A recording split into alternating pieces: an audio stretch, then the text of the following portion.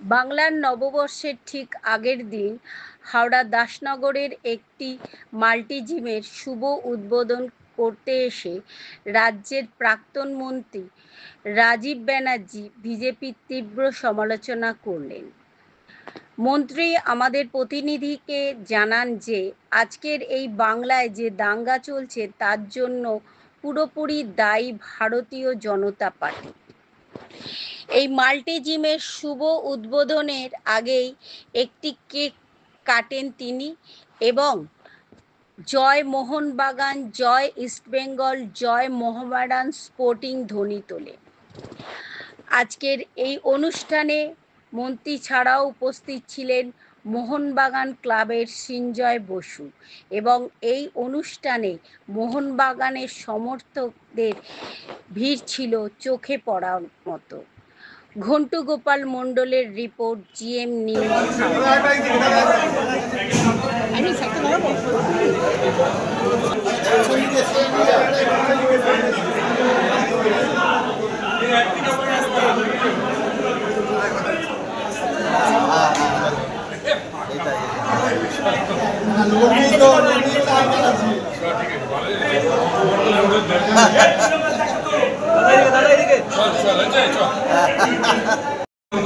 কিন্তু যেহেতু এটা একটু চলে যাবে তাই আমি একটুখানি ক্ষমা চেয়ে নিচ্ছি আপনাদের কাছে।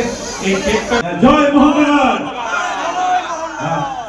জয় মোহনবাগান, জয় ইস্টবেঙ্গল, জয় মোহামেডান। ঠিক আছে, জয় মোহনবাগান, জয় ইস্টবেঙ্গল, জয় মোহামেডান স্পোর্টিং।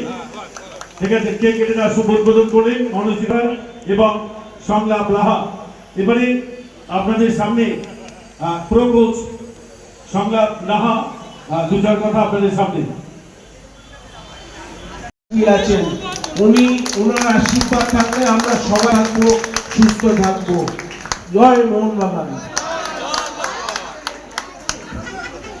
মোহনবাগান ক্লাবের প্রাক্তন সাধারণ সম্পাদক, সংবাদ প্রতিদিনের সম্পাদক এবং রাজ্যসভার প্রাক্তন সদস্য মাননীয় শ্রী সঞ্জয় বোস মহাশয়, আজকে আমরা এমন একটি দিনে আজকে বডি ক্যাপ ফিটনেস জিমের শুভ উদ্বোধন। আজকে ভারতীয় সংবিধানের জনক ভারতীয় সংবিধানের জনক ডক্টর বি আর আম্বেদকরের জন্মদিন একদিকে, আর আজকে রাত শেষ হলেই কালকে বাংলা শুভ নববর্ষকে সমর্থন করি না, আমরা যারা ভালো খেলে তাকেই সমর্থন করি। সুতরাং এই মঞ্চে সুতরাং আমরা চাই যে বাংলা আমি বলতাম তো একটা সময় যে বাংলা যা বলে, বাংলা যা করে, আগামী দিনে ভারতবর্ষ তাই করে। আর বাংলায় আজকে এমন একজন মুখ্যমন্ত্রী আছেন যার নাম মমতা বন্দ্যোপাধ্যায়, যিনি সরকারে আসার পরে যেভাবে এই শুভ উদ্বোধনী অনুষ্ঠানের সঞ্চালক রঞ্জিতা মঞ্চে উপস্থিত আছেন আমাদের অত্যন্ত প্রিয়, এবং আপনারা সবাই অস্বীকার করার কোনো জায়গা নেই, মোহনবাগানের গরিমা বৃদ্ধির পিছনে টুটু বোস আর সৃঞ্জয় বোসকে ভুললে চলবে না, তাই তো?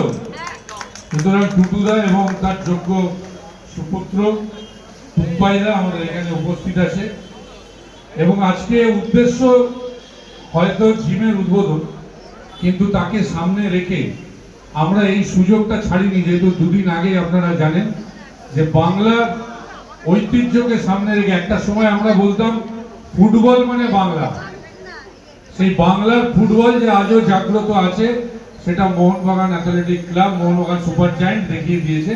সেই কারণে আজকে আমাদের এইটার অনুষ্ঠানটার একটা উপরি পাওনা, মানে মোহনবাগান দ্বিমুকুট জয়ের পরে একটা ত্রিমুকুট জয়ের সুযোগ আছে, দ্বিমুকুট জয়ের পরে আজকে আমরা এখান থেকে মোহনবাগান যে জিতেছে সৃঞ্জয় বোস, সেই উদ্দেশ্যে একটা কেক কেটে আপনাদের সবাইকে খাওয়াবে। আর যারা আমাদের মোহনবাগানের মেম্বাররা সদস্যরা রয়েছেন তাদের প্রত্যেককে উত্তরীয় পড়িয়ে সম্মান সংবর্ধনা জানানো হবে। এখানে উপস্থিত আছেন আমাদের তিলকেশ মণ্ডল পৌরপিতা এবং সহ আরো বিশিষ্ট মানুষজন আছেন। আমি প্রথমেই শুভেচ্ছা জানাবো এই বডি ক্রাফটকে, যাদের আজকের এই উদ্যোগ দুটো মিলেমিশে একাকার হয়ে গেছে, যে একদিকে উদ্বোধন তার সঙ্গে সঙ্গে সব সম্প্রদায়ের মানুষ এখানে চাই মিলে মিশে ভালোবেসে ভ্রাতৃত্বের সম্পর্কে, সৌভ্রাতৃত্বের সম্পর্কে একে অপরকে আলিঙ্গন করব। এটাই বাংলার ঐতিহ্য, বাংলার সংস্কৃতি। আজকে এইটাকে ধ্বংস করার জন্য পরিকল্পিতভাবে, আজকে ইচ্ছাকৃতভাবে বাইরে থেকে এটার জন্য আজকে দাঙ্গা বাঁধানোর চেষ্টা করেছি। আজকে জেনে রাখুন, মমতা বন্দ্যোপাধ্যায় যতদিন বেঁচে আছে, মমতা বন্দ্যোপাধ্যায় যতদিন বেঁচে আছে, যারা চেষ্টা করছে দাঙ্গা বাঁধানোর, তাদেরকে একটাই কথা বলবো, মুদ্দায় লাখ বুরা চায় তো क्या होता है, वही होता है जो मंजूर खुदा होता है। এই বাংলাকে আমি আবার বলবো, আমি সকল সম্প্রদায়ের মানুষকে বলবো, দয়া করে ওদের প্ররোচনায়, ওদের পাতা ফাঁদে পা দেবেন না। আমরা এখানে হিন্দু, মুসলিম, শিখ, ইসাই, আমরা সবাই ভাই ভাই। এটাই আমাদের বাংলার ঐতিহ্য, আমাদের বাংলার সুতরাং এটাকে বাঁচিয়ে রাখতে হবে। কোথায় কিছু বাঁধিয়ে দিয়েছে বলে বিজেপি, একদম আমি দায়িত্ব নিয়ে বলছি, অন্য রাষ্ট্র থেকে, রাজ্য থেকে লোক নিয়ে এসে পরিকল্পিতভাবে মুর্শিদাবাদে যে গন্ডগোলটা আপনারা দেখছেন, সেগুলো পরিকল্পিতভাবে অন্য জায়গায় প্ল্যান করে ভারতীয় জনতা পার্টি ইচ্ছা করে শুধুমাত্র ধর্মীয় বিভাজন করার চেষ্টা করেছে। আমি তাই সকল সম্প্রদায়ের মানুষকে বলবো, এই রাইট প্রোডাকশন ইউনিটের যারা সদস্যরা, তাদেরকে আগামী দিনে বয়কট করুন। এই ভারতীয় জনতা পার্টির দাঙ্গা বাঁধানোর যারা মেশিন বা যারা কর্মী সমর্থক বুঝতে পারবেন, আগামী দিনে তাদেরকে এড়িয়ে চলুন, তাদের সাথে কোনো সংস্পর্শ রাখবেন না। বাংলা শান্ত ছিল, বাংলায় শান্তি ছিল, বাংলায় প্রেম ছিল, বাংলায় অহিংসা ছিল। সেই অহিংসা, প্রেম, শান্তি, এই শান্ত বাংলাকে শান্ত রাখতে হবে আপনাদের। তাই যারা এই কাজ করছে তাদেরকে চিহ্নিত করুন, প্রশাসনকে জানান, আপনারা নিজের হাতে আইন তুলে নেবেন না। আমি দয়া করে আপনাদের অনুরোধ করছি, যদি কোথাও কেউ এরকম করে আপনারা প্রশাসনকে জানান, প্রশাসন তার ব্যবস্থা নেবে। এবং আমি আবার বলবো, উন্নয়নের শিখরে পশ্চিমবঙ্গ যেভাবে রকেটের গতিতে এগিয়ে যাচ্ছে, আগামী দিন মমতা বন্দ্যোপাধ্যায়ের হাতকে শক্ত করুন, যাতে সেই উন্নয়নের গতি আরো বৃদ্ধি পায়, আরো এগিয়ে চলে, যাতে এখানে হিন্দু, মুসলিম, শিখ, ইসাই আপস নেই, ভাই ভাই, এই বন্ধন যেন আগামী দিনে অটুট রেখে মানুষের যাতে উন্নতি হয়, সেই রাস্তায় আমরা নিয়ে যেতে চাই বাংলার মানুষ। লোকে সাহায্য করা, প্রত্যেক কটা ক্লাবকে অনুদান দেওয়া, কি করে তাদের খেলা ভালো করে হয়, আরো উন্নত করতে পারে, তার উদাহরণ হচ্ছে আজকে দেখুন, আইএসএল একমাত্র পশ্চিমবঙ্গ থেকে ইস্ট বেঙ্গল, মোহনবাগান, মোহামেডান স্পোর্টিং, তারা পর্যন্ত আজকে তিনটে টিম আজকে আইএসএল এ খেলছে। সুতরাং এগুলো চারটিখানি কথা নয়, এগুলো অনেক বড় ব্যাপার। আমি প্রথমেই যারা মোহনবাগানের সদস্য আছেন তাদের বলবো যে আগামী দিনে যে নির্বাচন, আমি আবার বলি যে মোহনবাগান ক্লাবের একটা সময় সত্যিকারে ওই রকম সময় থেকে গরিমা বৃদ্ধির পিছনে টুটুদার অবদান অনস্বীকার্য। টুম্পাইদা সেই সময় ছিল, এবং আগামী দিনেও এদের হাতকে শক্ত করতে হবে, তাই তো যারা মোহনবাগানে আছেন, টুম্পাইদা, টুটুদার হাতকে শক্ত করবেন তো? বাস এটাই চাই আমি, আগামী দিনে যাতে ঠিকভাবে এই ক্লাবটা চলে, ঠিকভাবে ক্লাবের সংগঠনও চলে, ঠিকভাবে পরিচালনা করা যায়। এবং আমিও চাইবো যে বাংলার মানুষ যেমন চায়, শুধু মোহনবাগান কেন, অন্য club, Mohammedan sporting, east Bengal, তারাও যাতে সম্মানের সঙ্গে আগামী দিনে এই বাংলার ফুটবলের ঐতিহ্যকে আরো এগিয়ে নিয়ে যেতে পারে, তারও শুভেচ্ছা আমার এখান থেকে রইল। দেখুন, সত্যি কথা অস্বীকার করার জায়গা নেই, আজকে যদিও এটা রাজনৈতিক ময়দান নয়, কিন্তু দু চারটে কথা না বললেই নয়, আমাকে কিছু কথা বলতেই হবে। যে অস্বীকার করব না যে আজকে বাংলার যে উন্নয়ন, যেভাবে বাংলা জুড়ে একটা উন্নয়ন চলছে, যেভাবে বাংলা জুড়ে মানুষ বলতে পারেন এখানে মাথা উঁচু করে কথা বলতে পারে, গণতন্ত্র আছে, স্বাধীনতা আছে, সর্বধর্ম সম্প্রদায় যেভাবে সুন্দরভাবে একটা মিলেমিশে, আজকে এখানে দেখুন না প্রোগ্রাম হয়েছে, সব ধর্ম সম্প্রদায়ের মানুষ এখানে উপস্থিত আছে। এটাই তো বাংলার ঐতিহ্য, বাংলার কৃষ্টি। আর যখন রাজনৈতিকভাবে উন্নয়নের মাধ্যমে প্রতিযোগিতায় পেরে উঠতে না পেরে একটি বিশেষ রাজনৈতিক দল, যদিও এটা রাজনৈতিক মঞ্চ না, তা আমি বলতে বাধ্য হচ্ছি যে একটি বিশেষ রাজনৈতিক দল ভারতীয় জনতা পার্টি, তারা রাজনৈতিকভাবে মমতা বন্দ্যোপাধ্যায়ের সঙ্গে নির্বাচনী যুদ্ধে বারবার পরাস্ত হয়ে এখন কি করছে, পুরো এলোমেলো করে দেওয়ার চেষ্টা করছে। আজকে বাংলা জুড়ে অশান্ত হয়ে করে দেওয়ার চেষ্টা করছে। কদিন আগে রামনবমী গেছে, আপনারা দেখেছেন।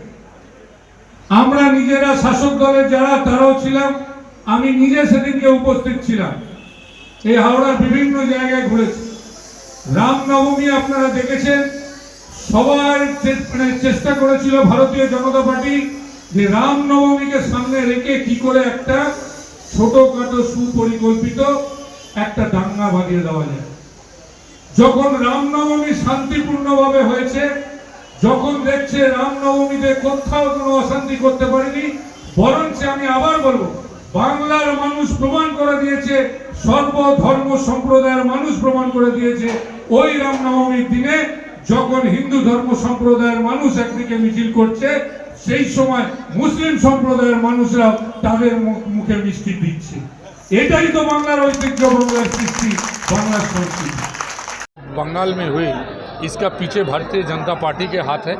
एकदम मैं दावे से कह सकता हूं कि भारतीय जनता पार्टी चाह रहा है कि धर्म में लड़ाई लगा दे, और जो बंगाल में जो शांति कायम है, जो सुरक्षा है, यहाँ जो स्थिति है, जो हिंदू मुस्लिम सिख ईसाई जो आपस में जो भाईचारा है, उसको तोड़ने के लिए एकदम पूरा परिकल्पना लेके, पूरा प्लानिंग करके ये चीज़ कर रहे हैं। दूसरा स्टेट से आदमी बुलाया है, इवन बाहर के जो रास्ते है वहाँ से भी किसी को भेज के एकदम प्लान करके ये लोग सब करने का कोशिश किए हैं। और उसका लिए आज अब मुर्शिदाबाद में जो हो रहा है, इसी के कारण हो रहा है। भारतीय जनता पार्टी इसमें फ़ायदा लेना चाह रहे हैं। उन्होंने चाह रहे कि उनको संख्या बढ़े, आसन बढ़े, लेकिन बंगाल ऐसे जगह में नहीं है, क्योंकि बंगाल में भारतीय जनता पार्टी ने ना दीदी के साथ डेवलपमेंट का मुकाबला लड़ सके, ना राजनीतिक तौर से लड़ सके। तो ये लड़ नहीं पाए, तो अभी क्या चाह रहा है ना, भाई चलो एक दंगा फसाद करो जिसमें इनको थोड़ा फ़ायदा हो, वो फ़ायदा के कारण ये सब कर रहे हैं। लेकिन बंगाल का आम जनता इतना ये नहीं है, वो लोग बेवकूफ़ नहीं है, उनको मालूम है कि क्या होना चाहिए और क्या हो रहा है। आगे जाके इनको सही से जवाब देंगे। तो कभी हाथ है नहीं, ये तो देखिए, ये तो प्रशासन इसका जांच कर ही रहा है। ऑलरेडी 2-4 तो वीडियो हम लोगों का सामने आए हैं, जिस वीडियो में ये पूरा साबित होता है कि एकदम दंगा फसाद जो हुआ है पूरा प्लानिंग करके ये लोग किए हैं। और वहाँ दूसरे राज्यों और बाहर के राष्ट्रों का भी ये लोग मदद लेके जानबूझ के इसको किए हैं। 2-4 तो वीडियो देखिए ना, बाहर में घूम रहा है, ये हम क्यों बोलने जाएंगे। ये बाहर में बहुत सारे वीडियो घूम रहे हैं, जो वीडियो में ये साबित करते हैं कि बाहर के ताकत ये राज्यों को अशांत करने के लिए वो लोग भी शामिल है।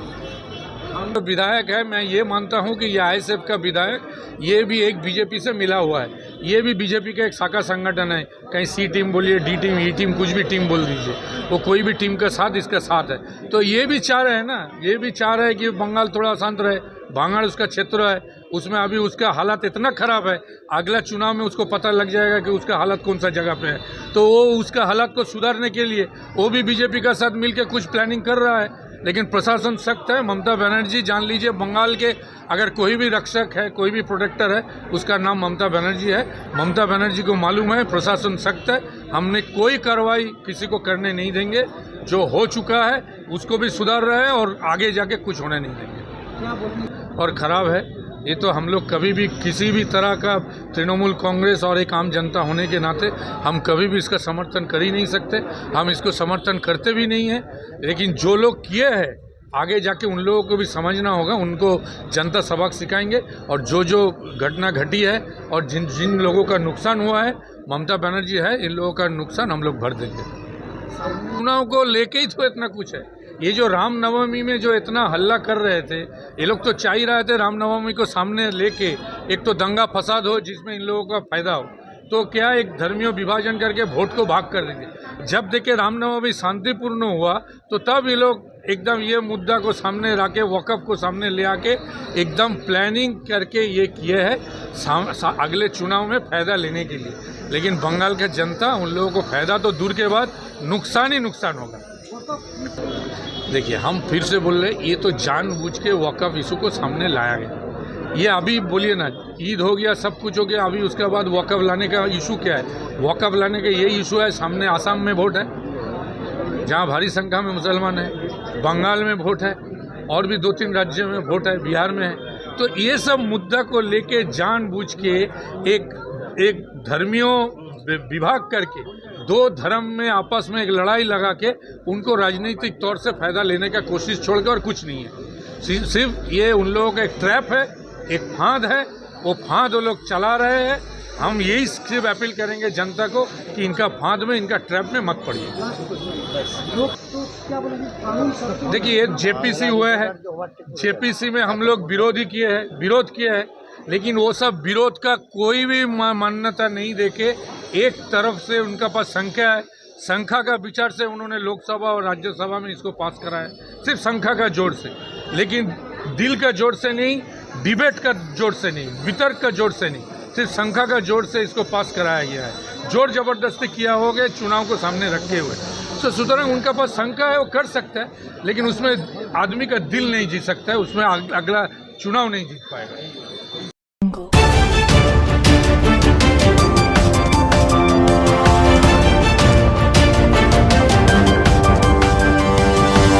Audio Jungle.